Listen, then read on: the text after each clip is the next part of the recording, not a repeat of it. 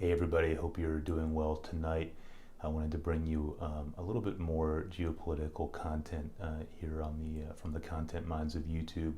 I wanted to start off by apologizing for my voice and potentially some coughs and stutters and stuff that get into this. I've been fighting something and been pretty under the weather for almost 2 weeks now. I'm not quite sure what it is, but working through it here and working through it on what I think is a universally difficult week for so many people. I wanted to talk obviously a bit, as you noticed from the title of this video, about the Saudi Arabia-Israel normalization efforts and how that relates to the Israel-Hamas war that we're currently watching unfold in front of us.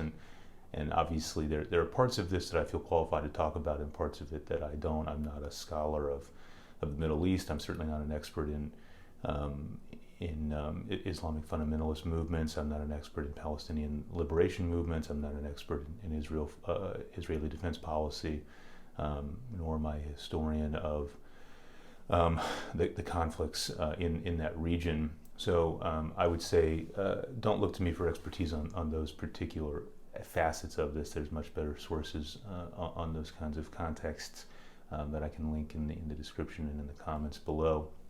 And I would add, I think it's important when talking about this issue to just sort of universally decry the crimes against civilians that have happened, obviously with the initial onset of this particular period of violence with the indiscriminate slaughter of civilians by Hamas militants or terrorists in Israel. And then obviously I also have strong moral disagreements with the way a lot of the counteroffensive has been conducted so far within Gaza by the IDF. And I think anybody talking about these issues should be able to recognize the humanitarian tragedy that each of those deaths represent for innocent people on both sides of this. And I think it's really important in times like this to remember that context certainly has a place. We want to dig into the historical context around why these kinds of conflicts occur and why they continue to occur.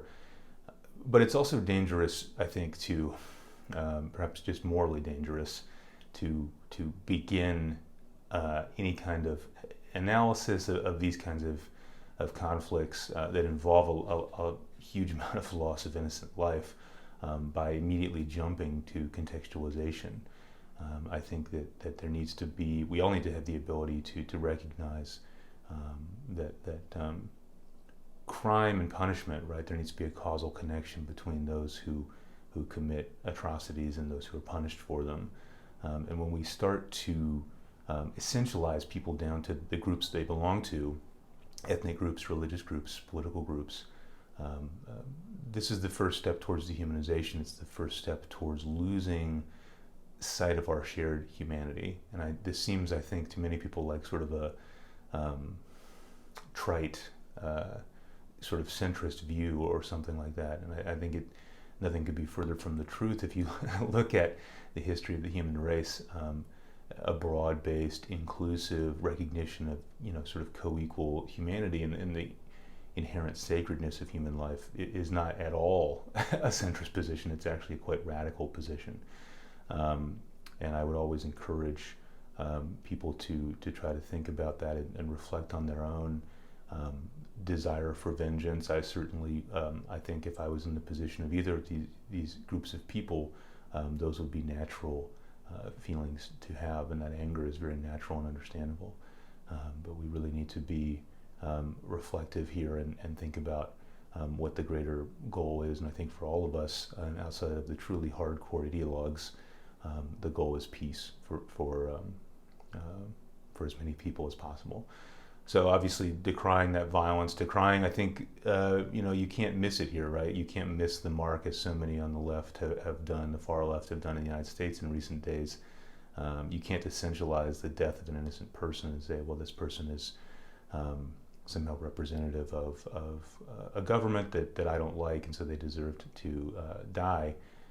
In this particular narrow view of this conflict, it was, an effort organized against civilians by Hamas, and that in and of itself needs to be condemned.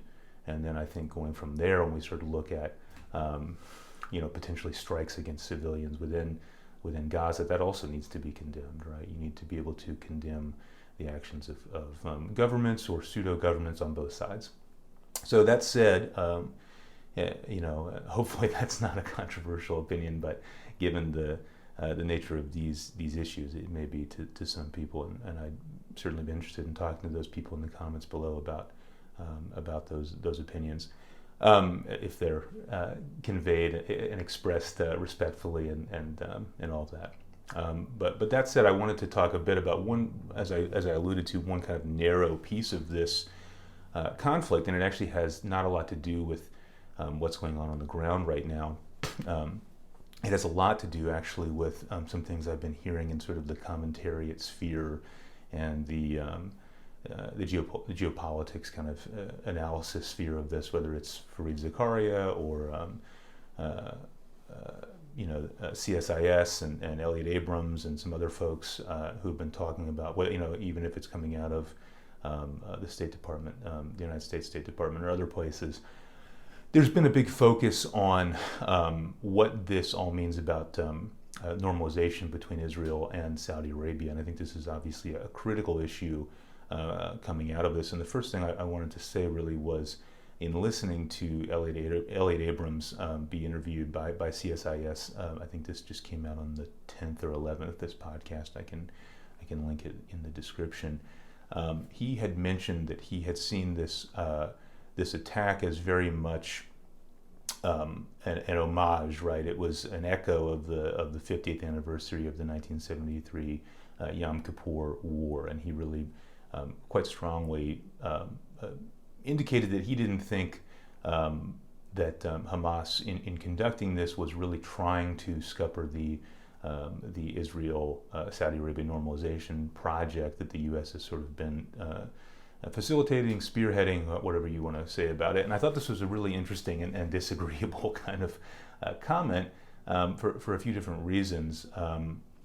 And I guess not that surprising, considering my political and philosophical differences with Elliot Abrams, who is probably the neoconservative intellectual par excellence. He was one of the people who really generated the intellectual project on the American neoconservative right around the Iraq war under the second Bush administration, and obviously, as an after effect of that, led to a lot of the current destabilization that we've seen in the Middle East region.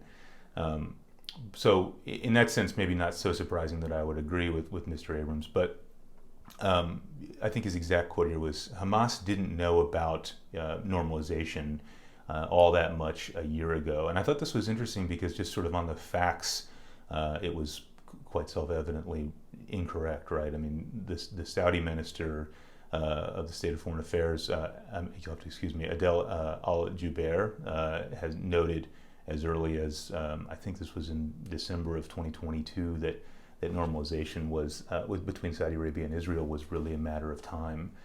This normalization project was really what Netanyahu, in many ways, I'm not sure if I would say he ran on this issue, but this was sort of a policy platform, like a big plank in his reemergence into Israeli politics. So this has been something that has been in the works for really at least a couple of years.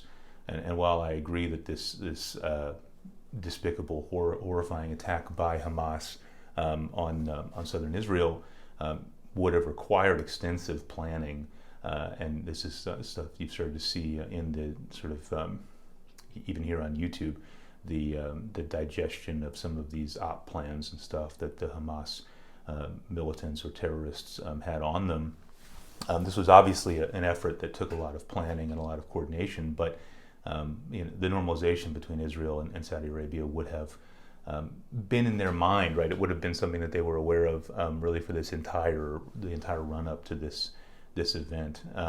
And it's I think really beyond a doubt to me that scuppering this deal, which would be such a huge deal within the Middle East, sort of geopolitical configuration,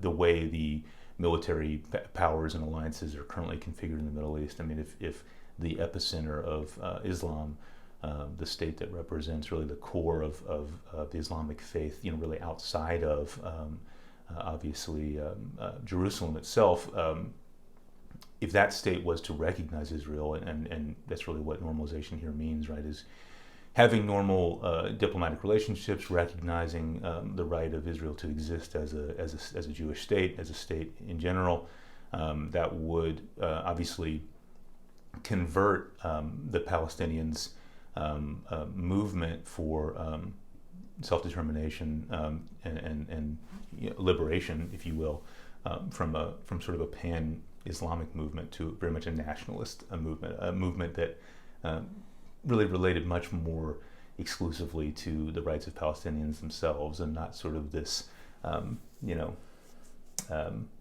broader issue of identification in the Muslim world. Sorry for that continuity error. I had to hop off camera and just cough for a while. But what's really interesting about this normalization process is, again, on both sides, on the Saudi side and the Israeli side, we have evidence for this desire for normalization going back a couple of years now. And Mohammed bin Salman, the leader of Saudi Arabia, has even kind of, I don't know if you want to call it a list of demands, but he's made quite public his main requirements for normalization between his country and Israel. Were essentially a further affirmation of Washington's, I guess you could say, alliance with Riyadh, the sort of further public affirmation of that alliance, especially in sort of the after effects of the broad-based condemnation of MBS's regime after the murder of journalist Jamal Khashoggi. And that was one of the planks that MBS really was insistent on. The other sort of related one was essentially a deepening of the United States and Saudi Arabia's security alliance, essentially kind of upping the Saudis to kind of a NATO level of military support. Obviously, this is very much looking towards Iran and Iran's partners in Syria and Lebanon, and saying, we need these security alliances, these security agreements that we've had with the United States for most of the 20th century, and wanting to continue those, even looking towards perhaps a world following the hydrocarbon intensive one we currently live in. How do you continue the security guarantees that the United States provides to the Saudis, even without the sort of preeminent value of oil in the world economy, and that's already actually been something that's been important for the Saudis, because obviously the United States has really, for better or worse, become much more energy independent in terms of hydrocarbons.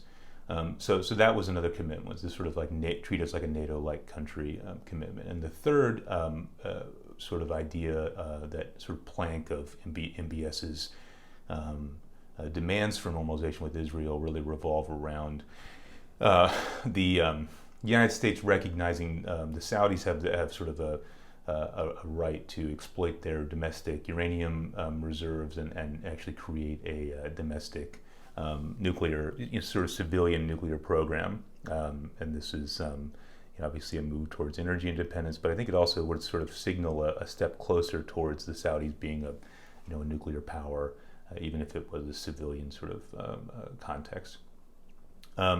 So this has all been kind of percolating in the atmosphere here, and has been well documented in the press, and none of this is a secret. And Hamas obviously was very well aware of this.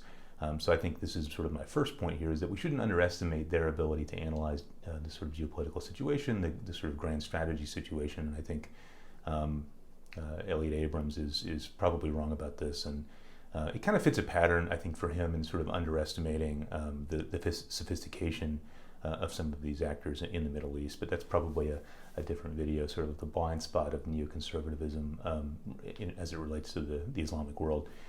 But the last point I wanted to make on this really was, sort of to what end, right? Why is this important? Why do we care if you agree with Elliot Abrams or not? I think why we care about this, beyond my beef with Elliot Abrams, is This kind of gets to the core, the crux of this issue for me, which is, why did this attack happen now? I certainly think the anniversary of the Yom Kippur War is part of it. I think obviously Hamas, in its generative documents, its raison d'etre is to kill Israelis and eliminate the state of Israel. So this is in furtherance of that goal, quite obviously. But I also think you can't underestimate the value to Hamas and obviously their backers in Tehran and in Iran to kind of scuppering this normalization deal between Israel and Saudi Arabia. And there's been some really interesting developments just in the past day, sort of indicating that what we initially thought about this, which was that this deal was off, sort of for the short and probably medium term, that assessment may not be the case.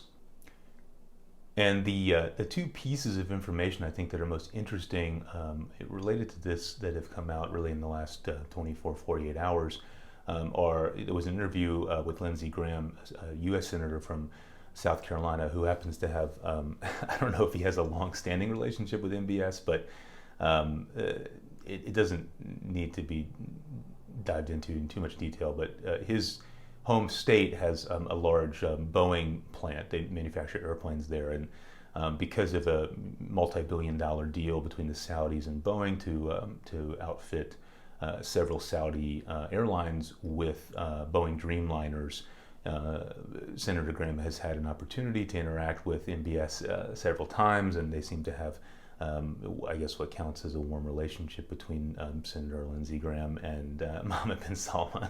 I don't know if I would want to go get a beer with either of them or both of them, but they seem to be getting along like good chums and have a lot to talk about. So he sort of is what satisfies I think the Biden administration's need for a sort of an interlocutor to go and communicate with the Saudis and try to push forward this normalization plan, if at all possible. He has stated in an interview, I think today, that there's a drive for peace and normalization between the two countries, and that continues.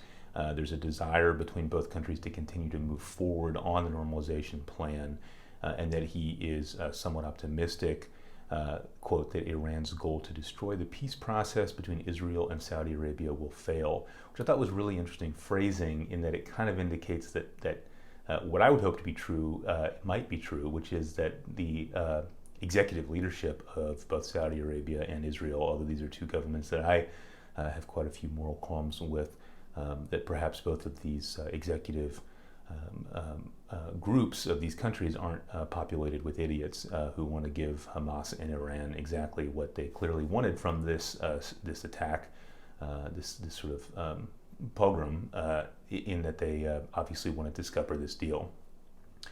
And then I sort of was looking into this more because I thought this was a really, I was like, okay, somewhat optimistic. This is really interesting. This is not usually, maybe I'm just not used to hearing Senator Lindsey Graham say things in a positive way, but I was quite surprised at his optimism.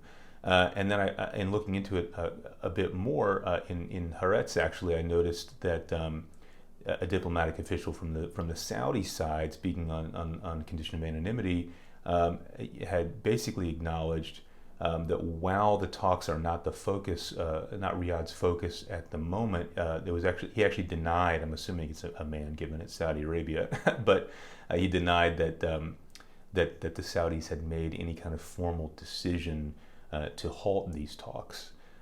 So apparently they continue, and I think you can see in my other videos about the India, Middle East, Europe Economic Corridor, IMEC, that I just made a few weeks ago. I'll link that here in this video.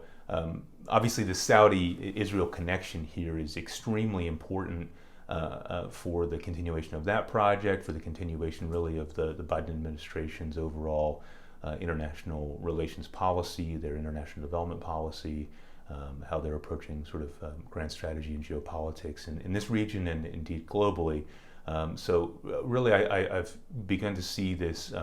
Obviously, the cultural, religious, social, and sort of sociological implications of a Saudi Israeli normalization would be incredibly historic and important, and I think overall quite positive. But there's actually another aspect to this, which is really on this decision, I think, hinges a massive amount of the Biden administration's sort of grand strategic policy. And if they can somehow, I think against all odds at this point, given the violence and horror of this original Hamas attack, and then it has to be said, the sort of ham-handed and quite crude and frustratingly, I think, poorly executed response from the Israelis in terms of sort of blatant targeting within Gaza that's resulted in obviously thousands of civilian deaths. If there's a way to save this deal, despite the abject horror of all of this happening, certainly it would behoove the Biden administration, the Saudis, and the Israelis to seize that opportunity and maintain this normalization pathway, really in the face of an effort that I think is quite clearly designed to destroy that pathway. So hopefully that all kind of made sense through the NyQuil and the cold and just the horror and the difficulty of this week. I'm sure it's been really difficult for all of you as well.